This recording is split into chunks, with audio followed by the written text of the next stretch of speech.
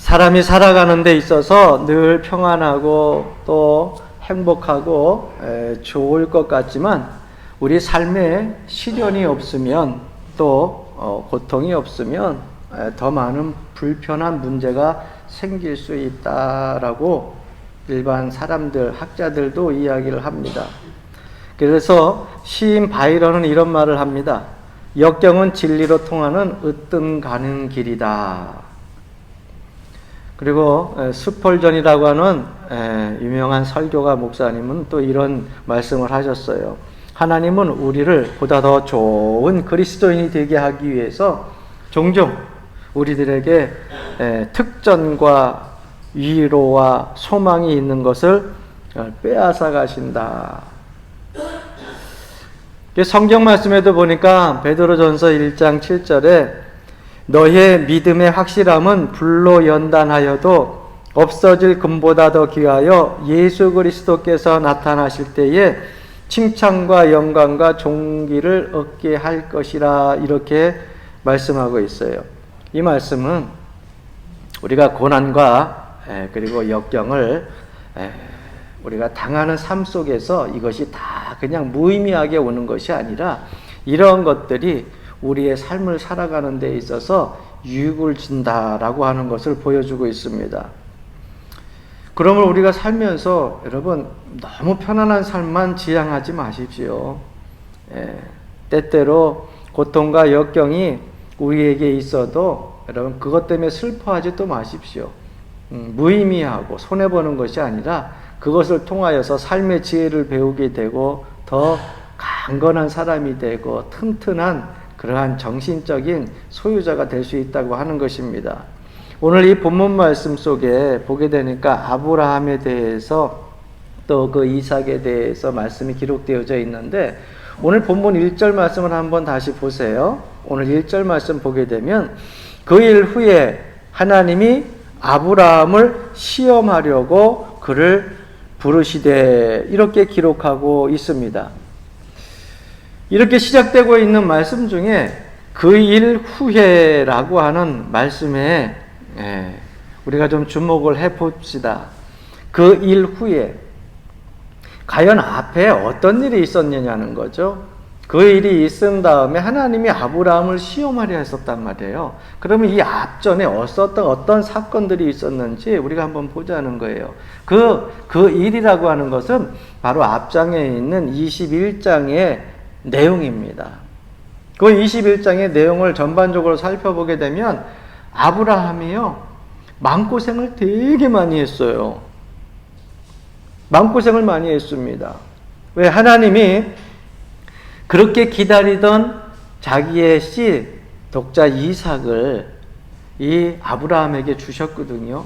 그런데 인간적으로 참지 못해가지고 사라의 몸종이었던 하갈을 통해서 이스마엘을 먼저 얻었습니다. 근데 이스마엘이 이삭보다 나이가 많아요. 그러니까 쉽게 얘기하면 형이라고 할 수 있죠.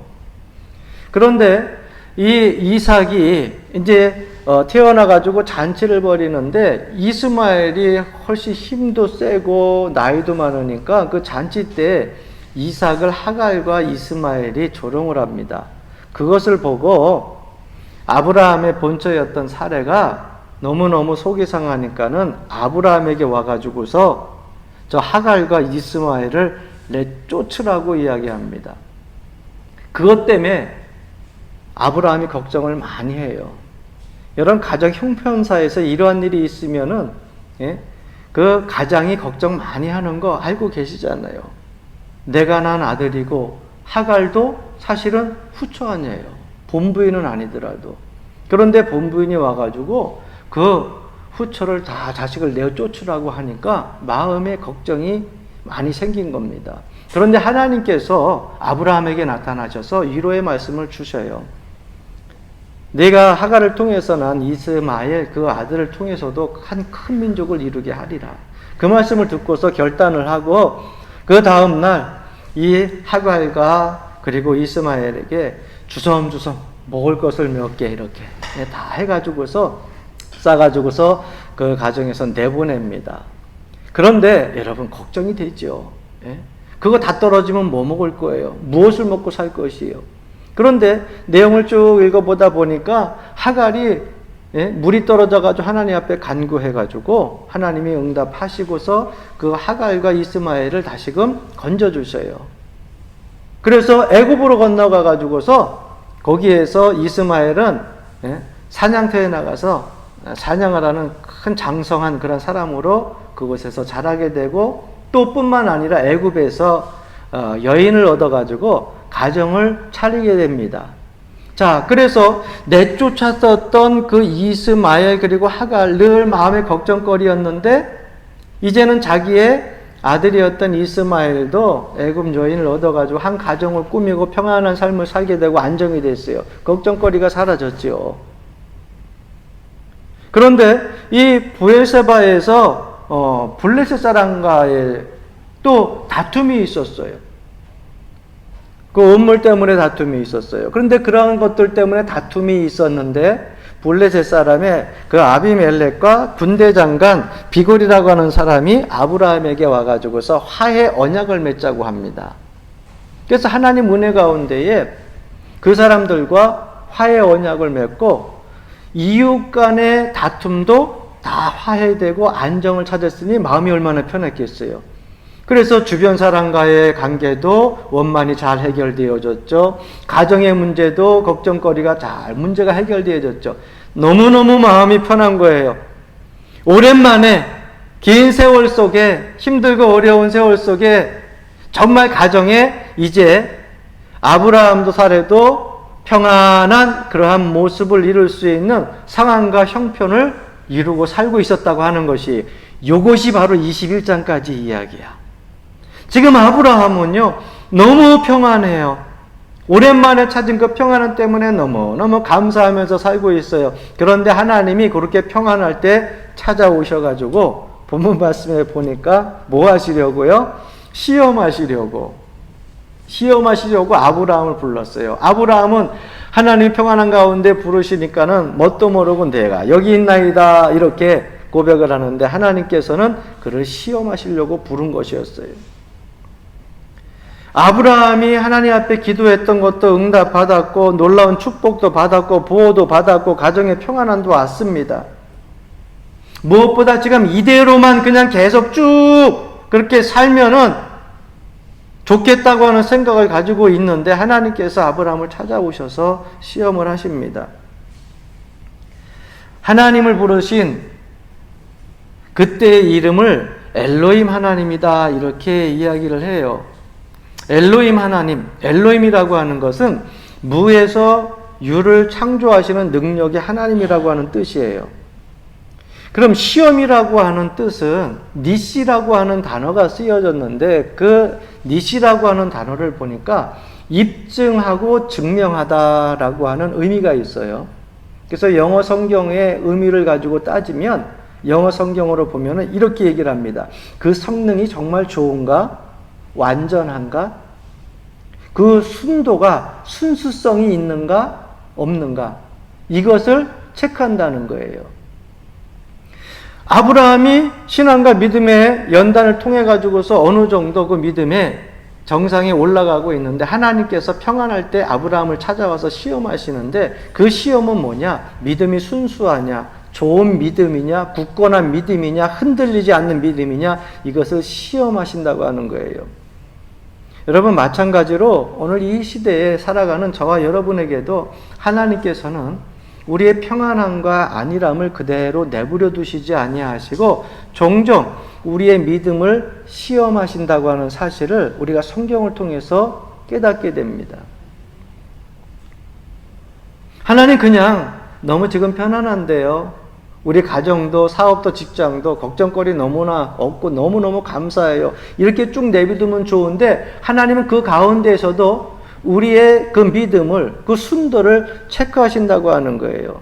그런데 여러분 그 믿음 그 신앙을 체크할 때에 하나님 원망하고 불평하고 야속하다고 하지 마세요.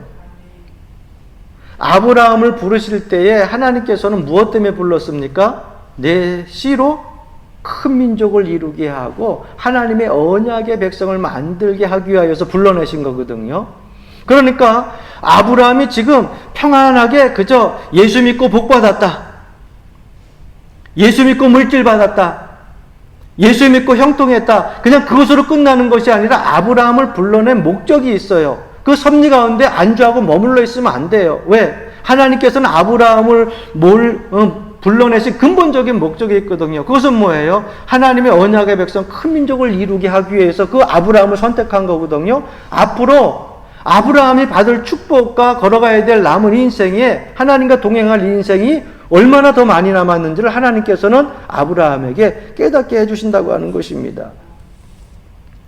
전 종종 이 말씀을 보면서 묵상을 하다가 옛날 아이들, 갓난 아이들 어머니가 가만히 이렇게 잠자고 있으면 내버려 두지 아니하고 왜 아이가 깨면 중얼거리고 또 뿐만 아니라 부산하니까 하루 종일 눈을 뜨고서 아이를 봐야 되니까 피곤하잖아요. 그 아이 잠자면 가만히 내버려 둬야 되는데 아이가 점심도 안 먹고 저녁도 안 먹고 계속 잠을 자면 아이를 흔들어서 깨워요. 자꾸 건드려. 그래서 그 아이를 깨워가지고서 점심이나 저녁 때 만약에 식사를 해야 될 시간이라고 하면은 그 아이에게 깨워가지고서 젖을 물려서 식사를 하게 합니다. 그냥 잠자는 거 가만히 내버려뒀으면 좋겠는데, 그런데 여러분 계속해서 잠자는 거 내버려두면은요 아이가 뭘 먹고 힘을 얻어요? 우리가 이 땅을 살아갈 때도 마찬가지입니다. 매일 평안한 일들 속에, 형통한 일들 속에 있다 보면은요, 어느 순간 하나님이 찾아오셔가지고 우리를 흔들어 깨울 때가 있어요. 저는 이것을 하나님의 부르심 속에 신앙의 연단이다, 이렇게 말씀드리고 싶어요. 하나님께서 아브라함에게 내려준 이 시험이라고 하는 것은 사실 신앙의 연단은 이전에도 많이 받았지만 지금 하나님께서 불러서 시험하신 이 시험보다 더 큰 시험이 없었습니다. 오늘 2절 말씀에 보니까 하나님께서는 너무나도 아브라함에게 감당하기 힘든 그런 시험을 하십니다.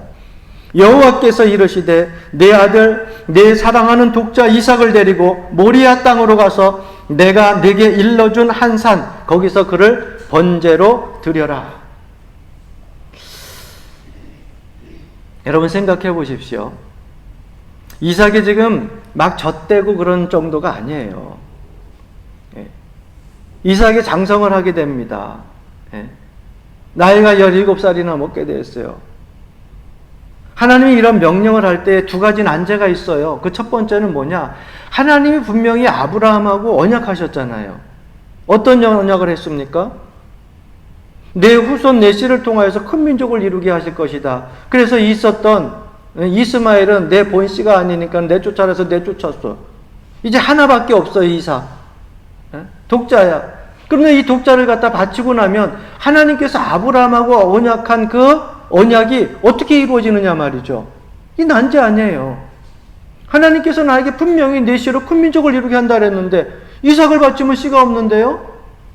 자손이 없는데요? 또 한 가지, 두 번째 난제는 무엇이냐? 아픔이 있다는 거예요. 인간적인 아픔이 있다는 거예요.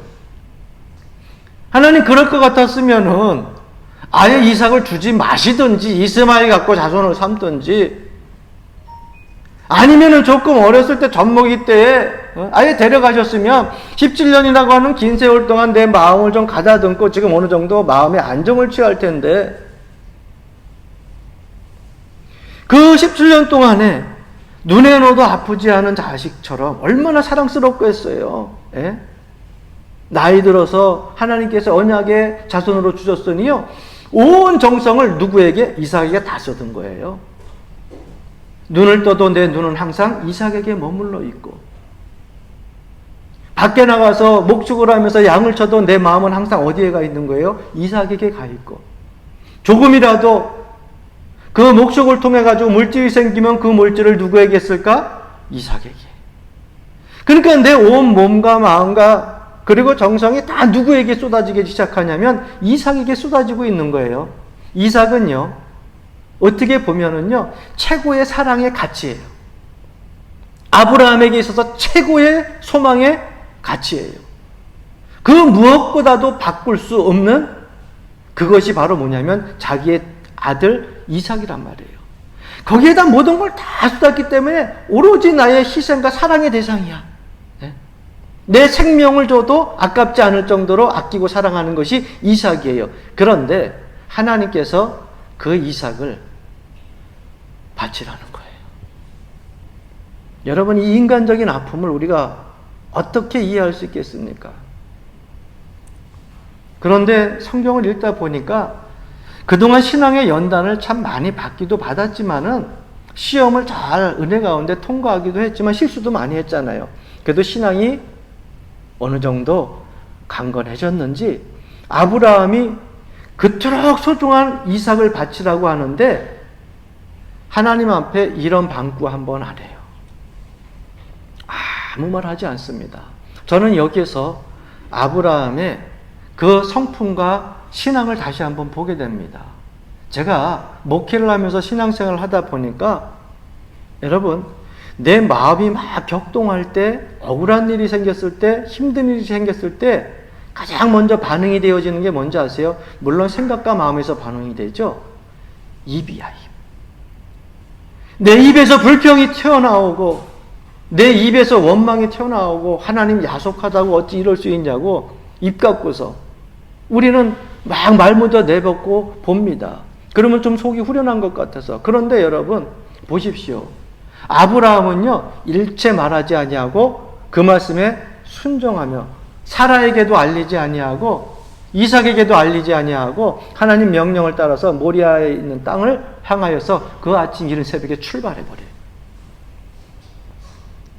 여러분, 신앙생활 할 때에 우리에게 있어서 어려운 역경과 환난이 오게 되면 입을 열어서 불평과 원망, 하나님 야속하다고 그러지 마시고 우리를 지키시고 살리시고 구원하신 그 하나님 한 번 믿었으면 끝까지 믿어보세요. 할렐루야. 네. 지금껏까지 우리를 손해보게 하지 않으신 하나님인데, 무에서 유를 창조하시는 능력의 하나님인데 여지껏 잘 오다가 그것 때문에 원망하고 야속하다고 불평합니까?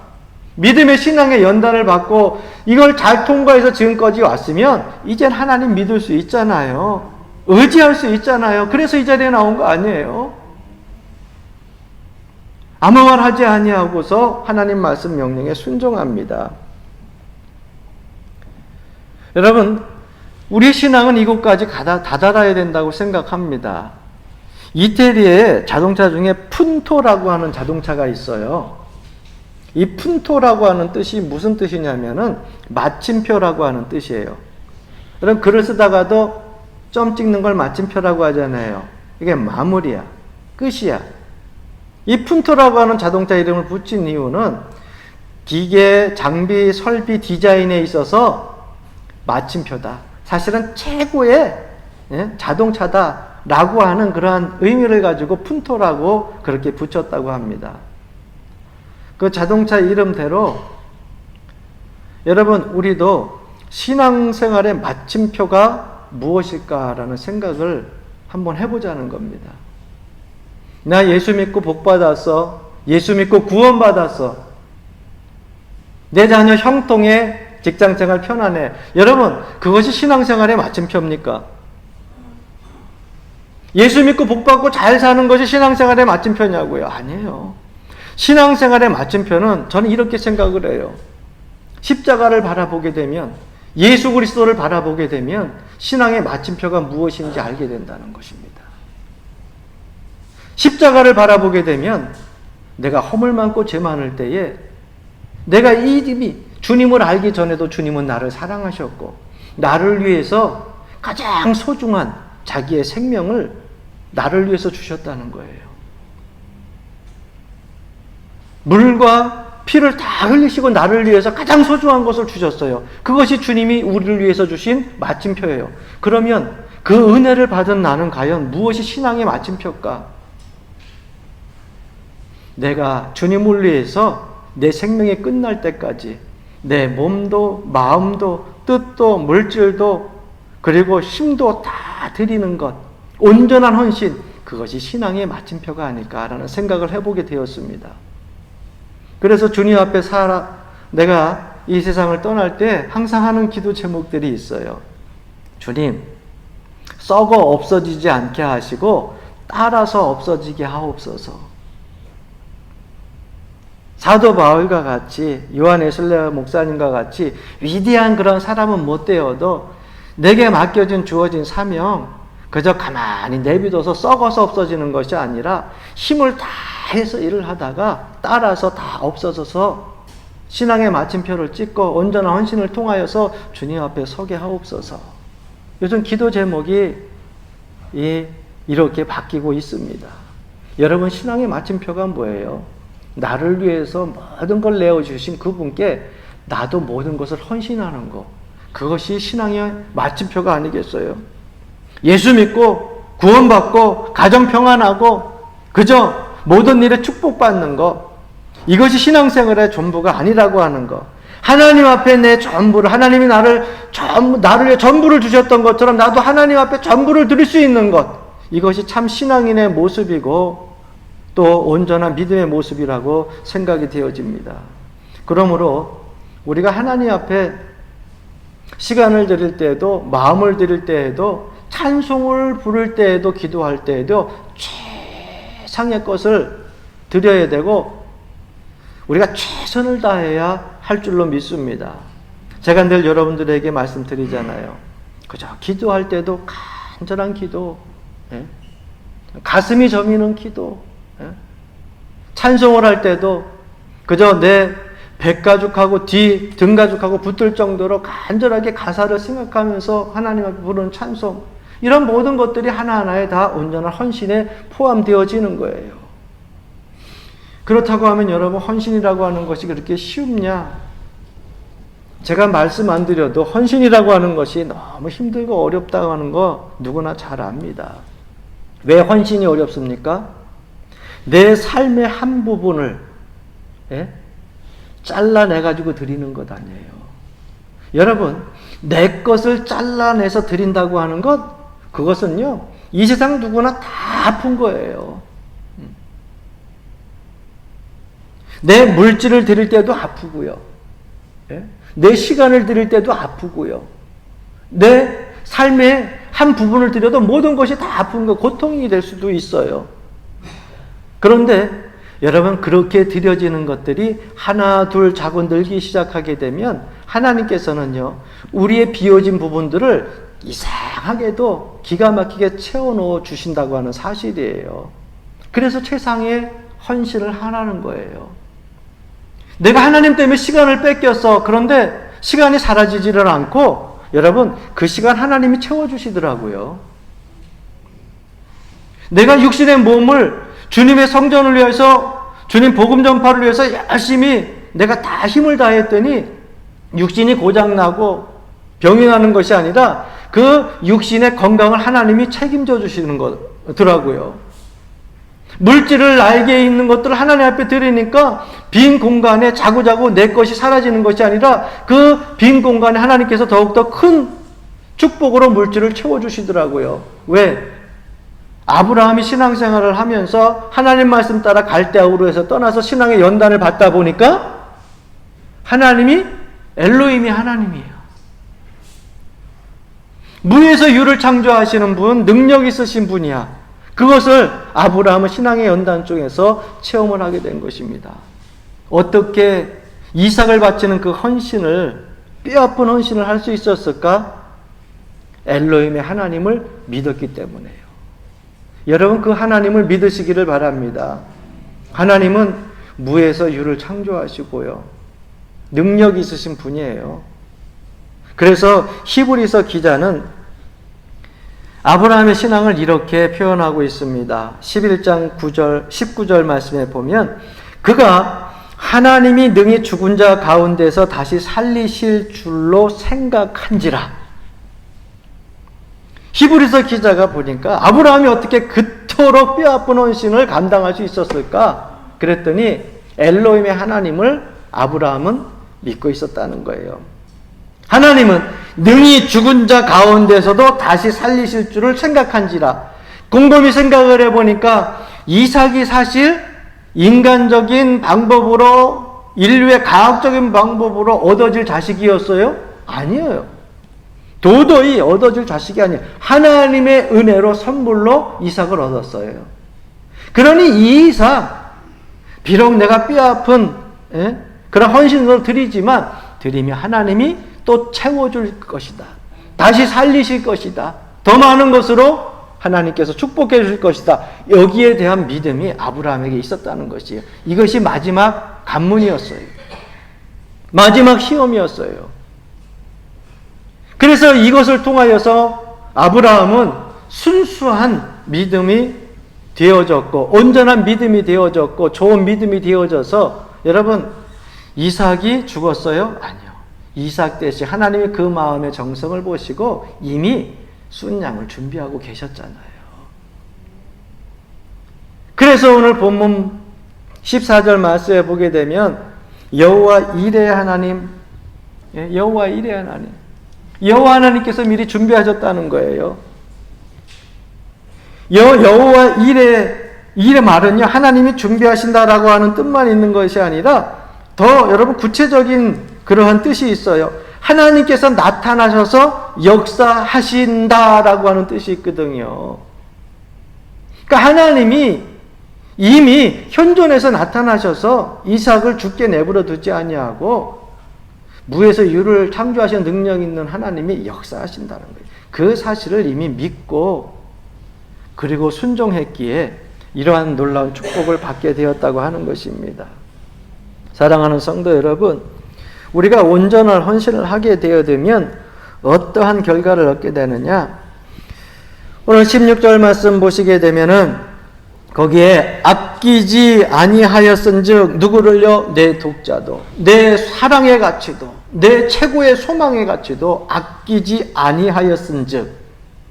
여러분 우리가 하나님을 향하여 드려지는 헌신은 여러분 아까워해서는 안 돼요. 여러분들 시간을 드려지면 하나님이 시간 채워주시고요. 물질 드려지면 물질 채워주시고요. 육신 여러분들의 몸을 드리면 하나님이 건강을 채워주신다는 거 믿으시기를 바랍니다.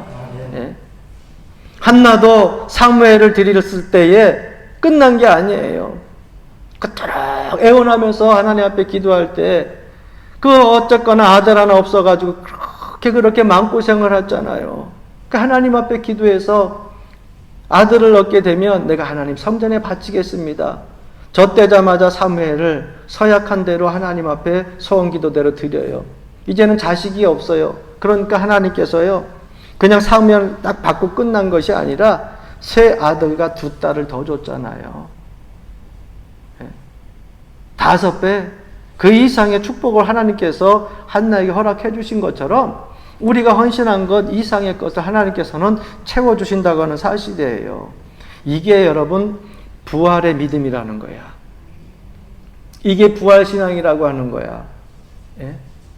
없는 것도 있게 하시고 빈 것은 하나님께 드린 것은 채워주시고 무에서 유를 창조하시는 그 하나님을 믿는 것, 이것이 부활신앙이고 부활믿음이에요. 여러분 우리가 신앙의 맞춤표는 여기까지 와야 돼요. 할렐루야. 예. 그렇게 아끼지 아니하고 소망의 사랑의 가치를 드렸더니 하나님께서는요 이 아브라함에게 쭉 언약했던 말씀이지만 구체적으로 이 마지막 시험을 통과한 온전한 헌신을 하는 아브라함에게 다시 한번 확실한 축복의 언약으로 그를 축복해 주십니다. 12절 말씀. 사자가 이르시되 그 아이에게 내 손을 대지 말라. 그에게 아무 일도 하지 말라. 내가 내 아들 내 독자까지도 내게 아끼지 아니하였으니 내가 이제야 한번 따라합시다. 내가 하나님을 경외하는 줄 아노라. 뭘 알았다고요? 하나님을 경외하는 줄 알았다. 누가 누구에게? 하나님이 아브라함에게 하신 말씀이에요. 이 말씀은 뭐예요? 네가 믿음의 조상이 될 자격이 있구나.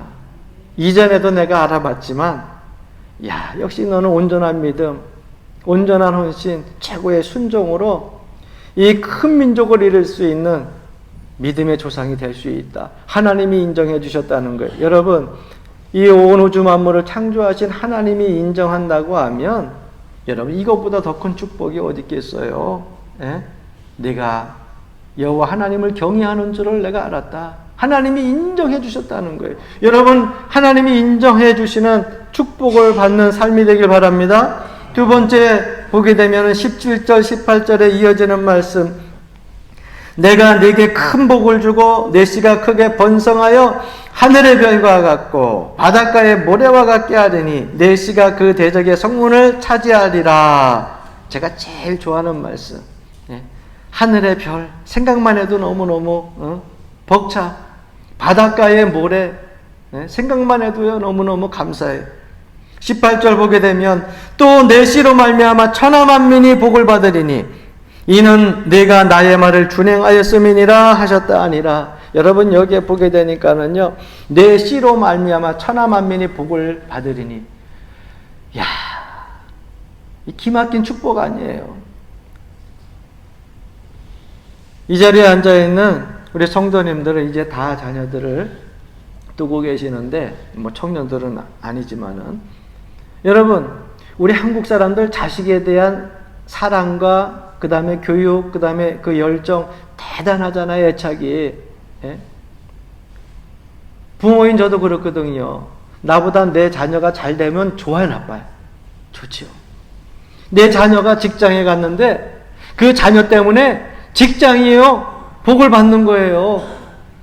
내 자녀가 사업을 하는데 사업에 만나는 사람들이 내 자녀 때문에 다 복을 받는 거예요. 내 자녀가 가는 곳마다 복을 받는 거예요. 여기에 보게 되면 아브라함은 이미 아브라함이 받은 축복을 누리고 살고 그 축복을 계속 이어지고 있는데 그것으로 끝나는 것이 아니라 여기 보니까는 내 씨로 말미암아 천하 만민이 복을 받으니, 내 씨가 누구예요? 이삭 아니에요, 이삭. 나의 소망의 가치, 나의 사랑의 가치, 최고의 가치인데, 예? 내가 가장 아끼는 그런 사랑스러운 이삭, 이 이삭을 통하여서 만민이 복을 받는다는 거예요. 여러분들의 자손을 통하여, 여러분들의 아들, 딸들을 통하여서 여러분들의 지역이 복을 받고, 가정이 복을 받고, 친척이 복을 받고, 직장과 사업이 복을 받는다면 여러분 부모로서 이것보다 큰 축복이 어디 있겠습니까? 네. 안 그래요, 권사님? 안 그래요, 장로님? 나 앞으로 살 만큼 사는데 살 만큼, 지금 산 만큼만 더 살자 그래도 그 가운데 여러분들의 자녀들이 이런 복을 받는다면 여러분 그 남은 생들이요 정말 너무너무 기쁨과 평안함과 감사함으로 살게 될 거예요. 어떻게 하면? 좋은 믿음, 온전한 헌신을 통하여서 하나님 앞에 그 말씀에 순종하고 우리가 살아가게 되면 이와 같은 하나님이 인정하시는 축복, 우리의 후손들을 통하여서 그 후손들을 통하여 주변이 복을 받는 놀라운 축복을 허락해 주신다는 것입니다. 저뿐만 아니라 여러분들도 이 아브라함이 받았던 놀라운 은혜와 축복을 받을 수 있는 가정 그리고 삶의 터전이 되기를 주의 이름으로 간절히 축원합니다.